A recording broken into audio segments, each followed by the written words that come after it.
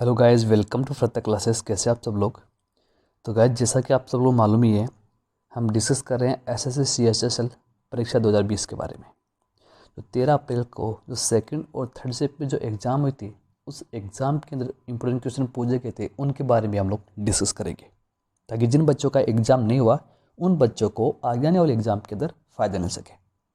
और गाइस, सबके सब क्वेश्चन मेमोरी बेस्ड क्वेश्चन है, बच्चों के द्वारा भेजे गए क्वेश्चन है, जो आपको आने वाले एग्ज़ाम के अंदर मदद करेंगे। तो इस वीडियो को अंत तक जरूर देखेगा।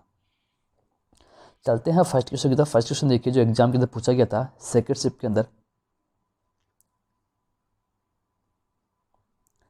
फर्स्ट है कि अलकनंदा का उद्गम किस ग्लेशियर से होता है।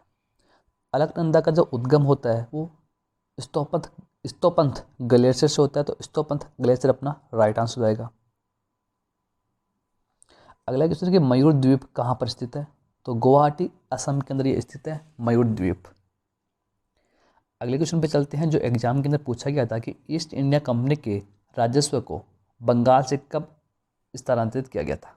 तो 1765 में किया गया था, 1765 के अंदर।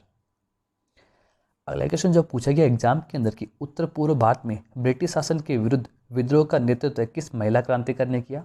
तो रानी गाय गायदिन्ल्यू रानी गायदिन्ल्यू के द्वारा किया गया था। अच्छा क्वेश्चन है गाइज ये। अगला क्वेश्चन जो पूछा गया था कि वेबसाइट को बिना लोड किए उसकी अपडेट देखने में किसका प्रयोग किया जाता है। तो HTML hyper text transfer protocol वाला नहीं है, ये HTML दूसरा है। HTML का प्रयोग किया जाता है। अगला क्वेश्चन है कि मानव शरीर के हाथ में कितनी हड्डियां होती है। तो एक ह्यूमन होता है, एक मानव शरीर होता है, उसके हाथ के अंदर जो हड्डियों की संख्या होती है वो होती है 27। ओके। अगला क्वेश्चन देखिए, फोर्ब्स के अनुसार 2020 में सबसे अधिक वेतन पाने वाली महिला एथलीट कौन है। तो आप सब लोग पता है कौन है, नाओमी ओसाका। तो नाओमी ओसाका अपना करेक्ट आंसर हो जाएगा। अगला क्वेश्चन जो एग्जाम के अंदर पूछा गया था, राज्यसभा का गठन कब हुआ था। अभी एनटीपीसी में हाल फिलहाल में पूछा गया लोकसभा के बारे में कि लोकसभा का गठन कब हुआ था। अब क्वेश्चन पूछा गया राज्यसभा के बारे में एसएससी सीएचएसएल के अंदर। तो राज्यसभा का जो गठन हुआ था वो 3 अप्रैल 1952 को हुआ था गाइस, सबसे पहले। ओके। अगला क्वेश्चन है कि तसोकर आर्द्रभूमि क्षेत्र कहाँ पर, जिसे 2020 में रामसर साइट में शामिल किया। तो ये लद्दाख के अंदर गाइस स्थित है, तसोकर आर्द्रभूमि क्षेत्र। अगला जो क्वेश्चन की हम बात करेंगे कि सबसे कम जनसंख्या घनत्व वाला जिला दिबांग वैली कहाँ पर है। तो दिबांग वैली की बात की गई है, तो ये गाइस अरुणाचल प्रदेश के अंदर स्थित है। तो अरुणाचल प्रदेश अपना करेक्ट आंसर हो जाएगा। ओके।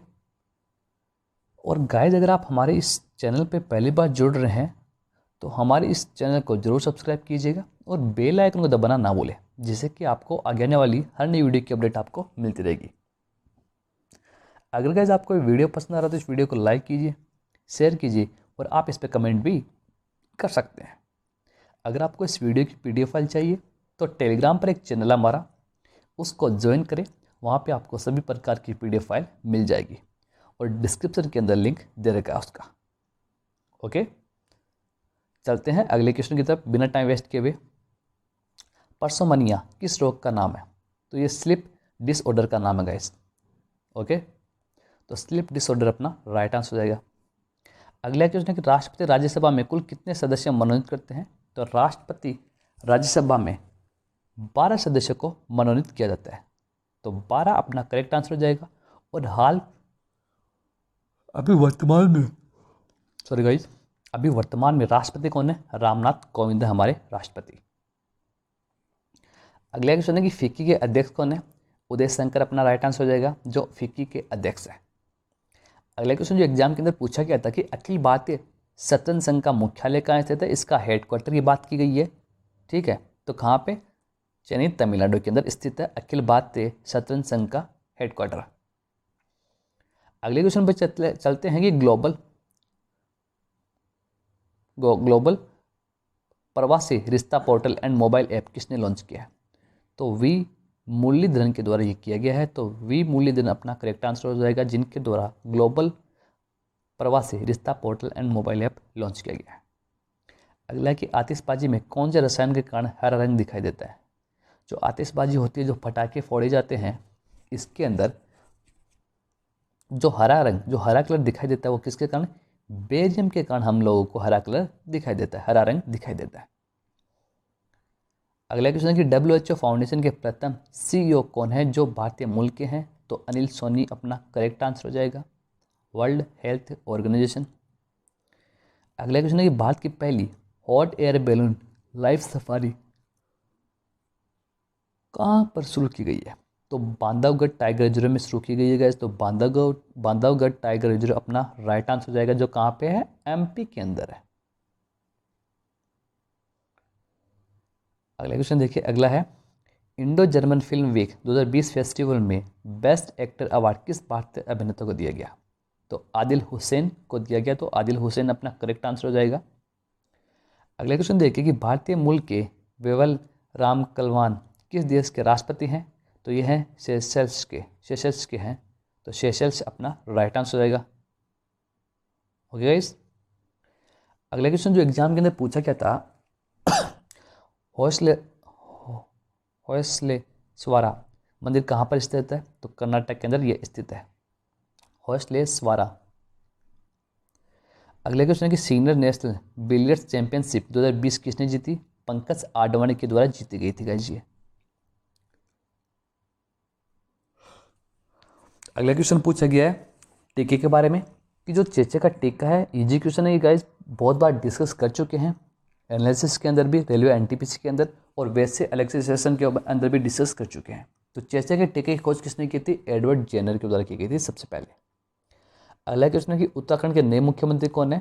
तीरथ सिंह रावत है, ये भी हम लोगों ने डिस्कस कर चुके हैं पहले भी।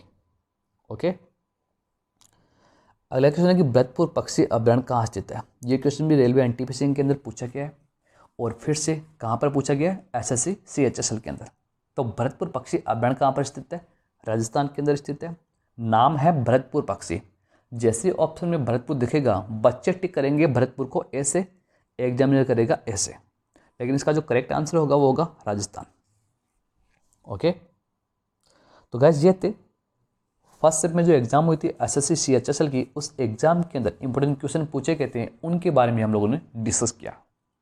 अब हम बात करने वाले हैं थर्ड शिफ्ट के अंदर। तो थर्ड शिफ्ट के अंदर जो इंपॉर्टेंट क्वेश्चन पूछे गए थे, उनके बारे में हम लोग डिस्कस करेंगे। चलते हैं फर्स्ट क्वेश्चन की तरफ। फर्स्ट क्वेश्चन देखिए, कुद्रेमुख खान किस राज्य में स्थित है। तो ये कर्नाटक राज्य के अंदर स्थित है, तो कर्नाटक अपना राइट आंसर हो जाएगा।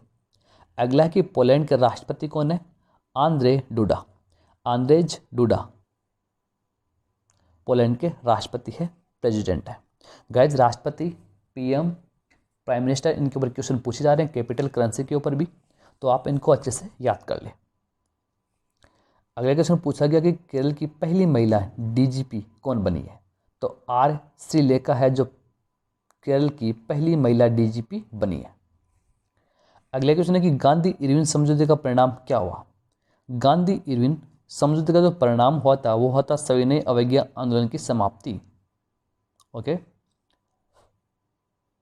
अगले क्वेश्चन पे चलते हैं बिना टाइम वेस्ट किए हुए। अगला क्वेश्चन देखिए, कोशिका के अध्ययन को क्या कहा जाता है। गाइज बहुत बार डिस्कस कर चुके हैं, कोशिका के अध्ययन को क्या कहा जाता है, साइटोलॉजी कहा जाता है कोशिका के अध्ययन को।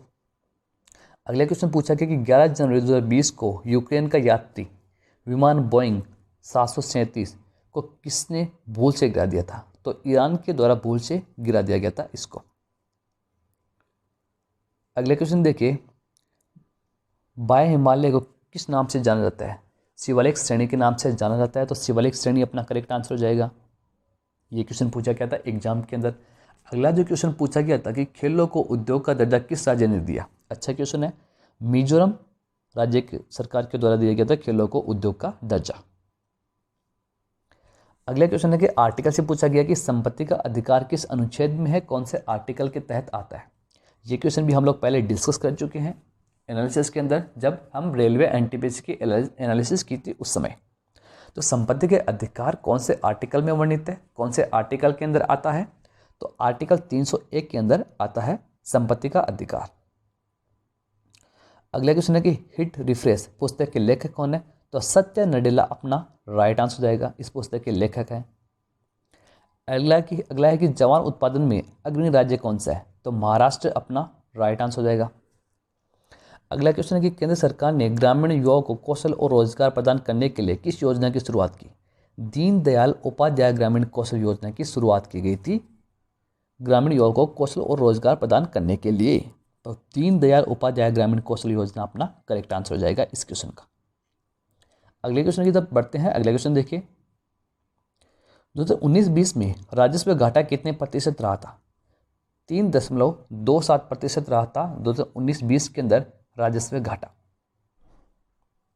अगला क्वेश्चन देखिए कि बिस्मिल्लाह खान कौन से वाद्य यंत्र के वादक हैं? ये क्वेश्चन भी पहले पूछा जा चुका है, तो शहनाई अपना करेक्ट आंसर होगा। और कहाँ पर पूछा गया है? रेलवे एनटीपीसी की एग्जाम के अंदर पूछा गया है।